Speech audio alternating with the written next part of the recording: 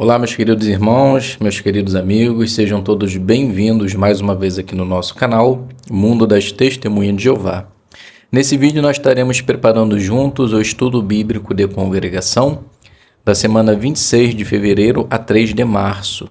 Então, espero que a partir desse vídeo, dessa preparação, você possa participar melhor com seus comentários. Então, vamos para o nosso vídeo.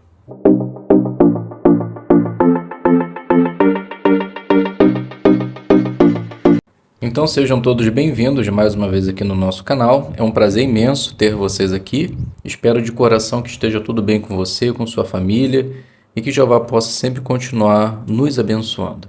Vamos juntos agora preparar nosso estudo bíblico da semana 26 de fevereiro a 3 de março. E hoje vamos considerar o capítulo 6 ainda, sendo que dos parágrafos 9 ao 17. Então, esse capítulo tem o tema Estevão, cheio de favor divino e de poder.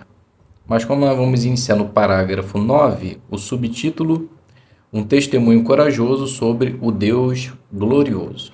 Então vamos fazer a leitura do 9 e 10.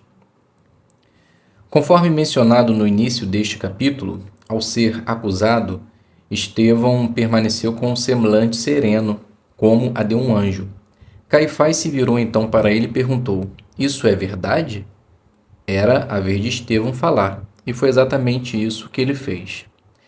Alguns críticos atacam o discurso de Estevão, afirmando que, apesar de sua extensão, não responde nem mesmo às acusações levantadas contra ele.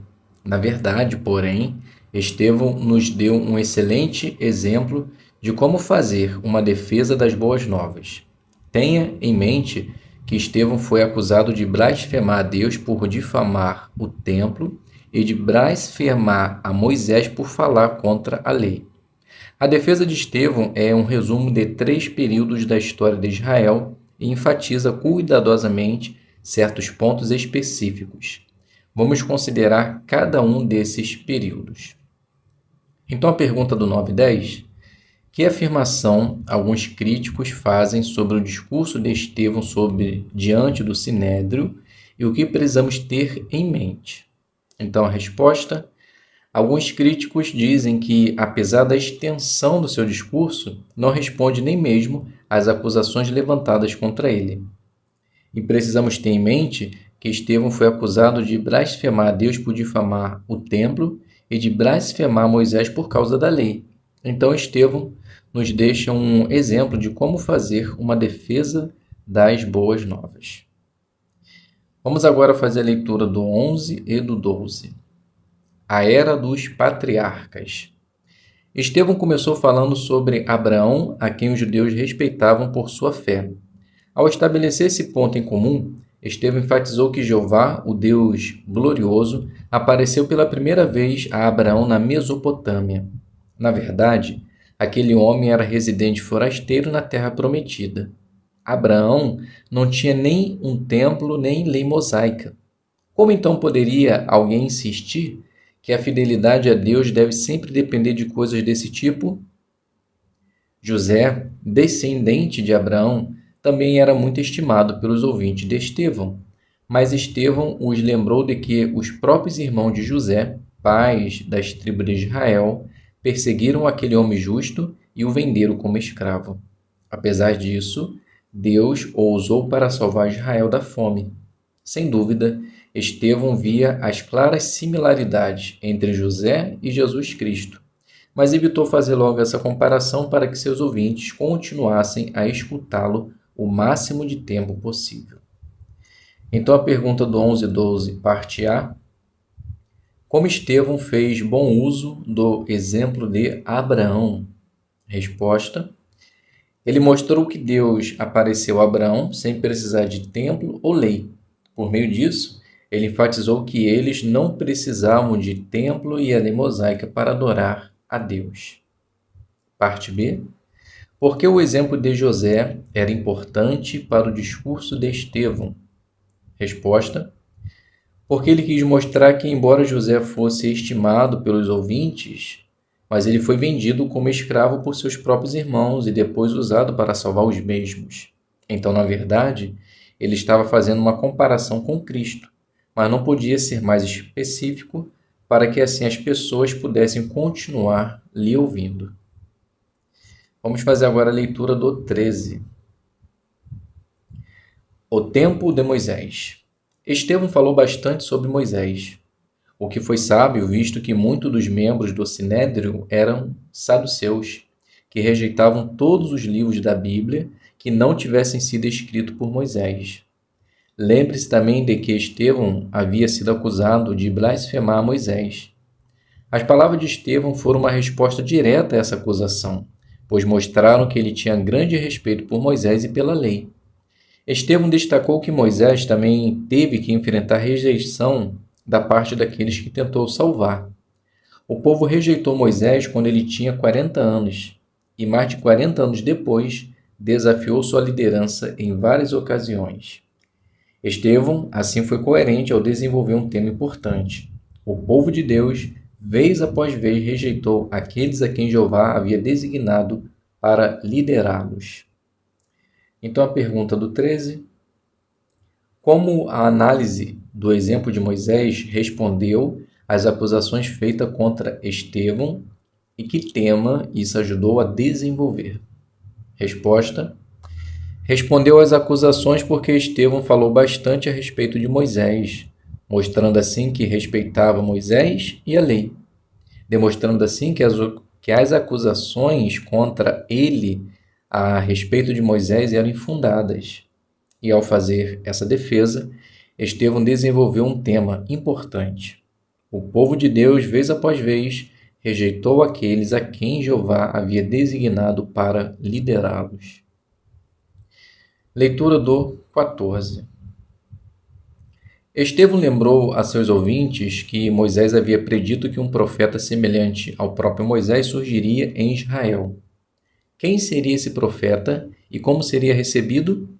Bem, Estevão deixou as respostas a essas perguntas para o final de seu discurso. Antes, Estevão destacou outro ponto importante. Moisés havia aprendido que qualquer solo pode se tornar santo, como no caso do solo do arbusto que queimava, onde Jeová havia falado com ele.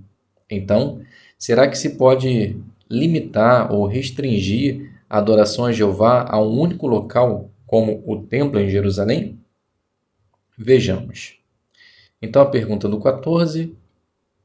O uso do exemplo de Moisés apoiou que pontos do discurso de Estevão?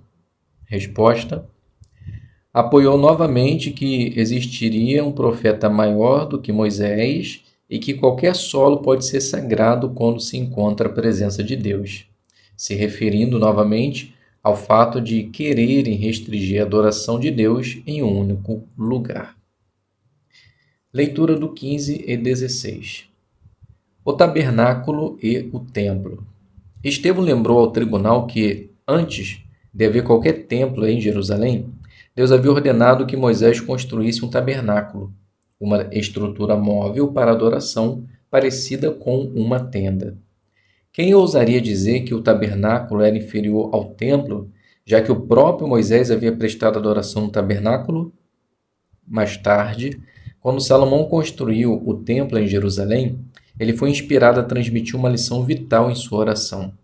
Parafraseando Salomão, Estevão explicou que o Altíssimo não mora em casas feitas por mãos humanas. Jeová pode usar um templo para realizar seus propósitos, mas ele não depende disso. Por que, então, deveriam seus adoradores achar que a adoração pura depende de um local construído por mãos humanas? Estevão concluiu seu argumento de forma poderosa, citando o livro de Isaías. O céu é o meu trono e a terra é o apoio para os meus pés. Que tipo de casa construirão para mim? Diz Jeová. Onde seria o meu lugar de descanso? Não foi a minha mão que fez todas essas coisas? Então a pergunta do 15 e 16, parte A. Por que o tabernáculo era importante para o argumento de Estevão? Resposta: porque foi o próprio Moisés que fez com as orientações de Jeová, para que pudesse usar em adoração. Então ninguém ousaria em dizer que o tabernáculo era inferior ao templo. Parte B. Por que Estevão mencionou o templo de Salomão em seu discurso? Resposta. Porque quando Salomão construiu o templo, ele disse em oração: o Altíssimo não mora em casas feitas por mãos humanas, ou seja, Jeová pode usar o templo para realizar seus propósitos, mas não depende disso. Vamos fazer a leitura do 17. Ao analisar o discurso de Estevão até aqui, não concorda que ele expôs com habilidade a atitude errada de seus acusadores? Ele mostrou que Jeová não é rígido nem preso a tradições, mas é flexível e, com o passar do tempo, faz ajustes a fim de cumprir o seu propósito. Os que davam muita ênfase àquele belo templo em Jerusalém e aos costumes e tradições que se desenvolveram em torno da lei mosaica desperceberam o verdadeiro objetivo por trás da lei e do templo. Indiretamente, o discurso de Estevão trouxe à tona a seguinte pergunta vital: obedecer a Jeová não seria a melhor maneira de honrar a lei e o templo? De fato, com suas palavras, Estevão forneceu uma excelente defesa de suas ações, pois ele havia obedecido a Jeová da melhor maneira que podia. Então a pergunta do 15, aliás, do 17 último, parte A. Como o discurso de Estevão expôs a atitude errada de seus ouvintes? Resposta. Ele mostrou que Jeová não é rígido, nem preso a tradições, mas é flexível e, com o passar do tempo, faz ajustes a fim de cumprir o seu propósito. Pergunta parte B. Como o discurso de Estevão forneceu uma resposta às acusações contra ele? Então a resposta: por meio desse discurso, ele mostrou que obedecer a Jeová é a melhor maneira de honrar a lei e o templo. E isso foi excelente, pois ele obedeceu a Jeová da melhor maneira possível. Então, meus queridos irmãos e amigos, aqui a gente chega ao final desse vídeo, né? Acabamos aqui a preparação do nosso estudo. Espero que possa ter lhe ajudado a preparar também. Obrigado a todos pela presença, fiquem todos na paz de Deus e até um próximo vídeo, se Deus quiser.